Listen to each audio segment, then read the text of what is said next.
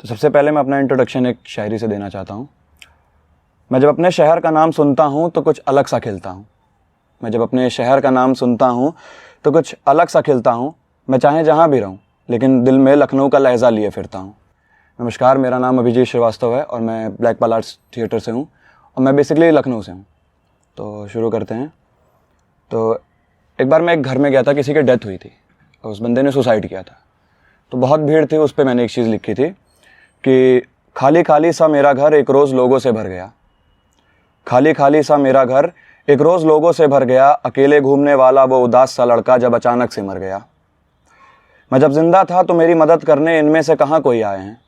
मैं जब जिंदा था तो इनमें से मदद करने कहाँ कोई आए हैं।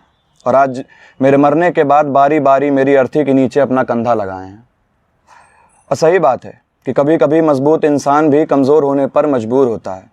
सही बात है कि कभी कभी मजबूत इंसान भी कमज़ोर होने पर मजबूर होता है। और किसी ने सही कहा है कि हर खुदकुशी करने वाले का कातिल ज़रूर होता है।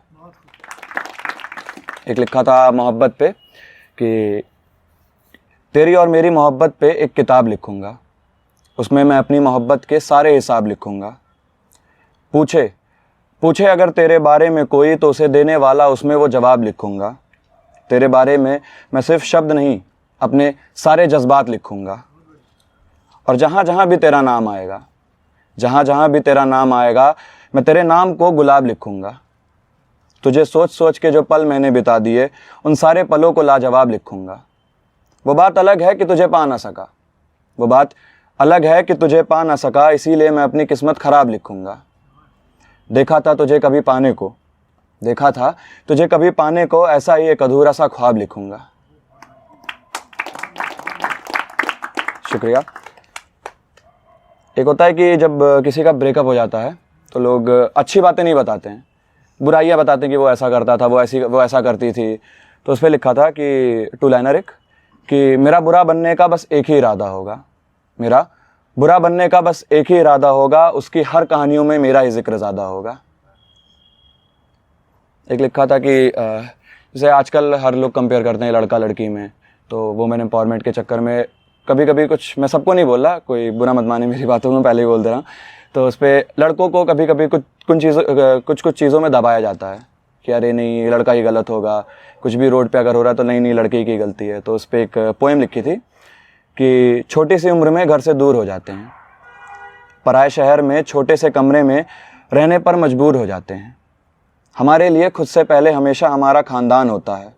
कौन कहता है जनाब कि लड़का होना इतना आसान होता है। आँखों में आंसू रहते हैं लेकिन मुंह से मुस्कुराना पड़ता है। अपनी सारी परेशानियों को सबके आगे छुपाना पड़ता है।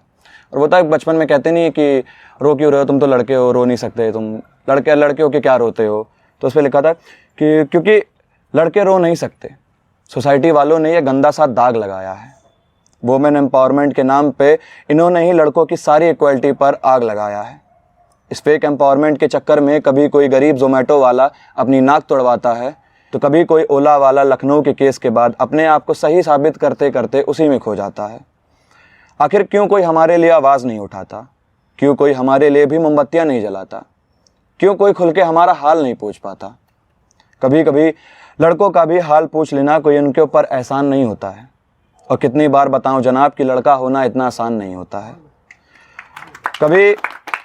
शुक्रिया। कभी इनका भी हाल पूछ लो, आखिर ये भी तो एक इंसान है। अब एहसास होने लगा है कि लड़का होना कहाँ इतना आसान है।